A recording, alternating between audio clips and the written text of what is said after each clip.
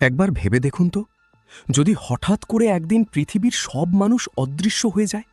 সকালটা একদম স্বাভাবিক ছিল, সূর্য উঠেছে, মানুষ কাজে যাচ্ছে, রাস্তায় গাড়ি চলছে, সবকিছু ঠিকঠাক। কিন্তু হঠাৎ কোনো সতর্কতা ছাড়াই মানুষ একে একে অদৃশ্য হতে শুরু করে। কেউ ফোনে কথা বলতে বলতে হঠাৎ নেই, কেউ রাস্তায় হাঁটতে হাঁটতে গায়েব, কেউ ঘুমাচ্ছিল আর কখনো জাগেনি।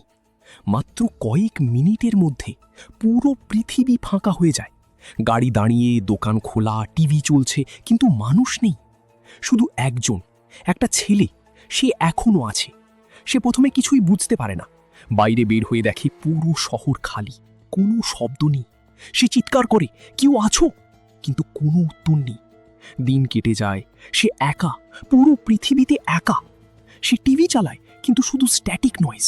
রাতে সে ঘুমাতে পারে না, কারণ সে অনুভব করে সে একা না। এক রাতে সে একটা শব্দ শুনতে পায়, টিক টিক। সে শব্দটা অনুসরণ করে, গিয়ে দাঁড়ায় একটা আয়নার সামনে। সে আয়নায় তাকায়।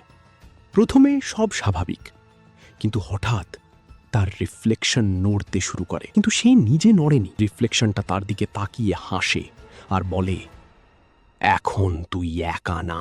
ছেলেটা পিছিয়ে যায়, কিন্তু আয়নার ভেতরের জিনিসটা ধীরে ধীরে বের হতে শুরু করে। সে দৌড়ায়, কিন্তু পুরো পৃথিবী ফাঁকা, কোথাও যাওয়া। তারপর এক এক করে মানুষগুলো ফিরে আসতে শুরু করে, কিন্তু তারা আগের মতো না। তাদের চোখ ফাঁকা, মুখে কোনো ভাব নেই। তারা সবাই একসাথে বলে, ছেলেটা বুঝতে পারে এরা আসল মানুষ না, কিছু একটা তাদের জায়গা নিয়েছে। পরদিন সবকিছু আবার স্বাভাবিক, মানুষ আছে, জীবন চলছে, কিন্তু কেউ জানে না আসল মানুষগুলো কোথায় গেছে।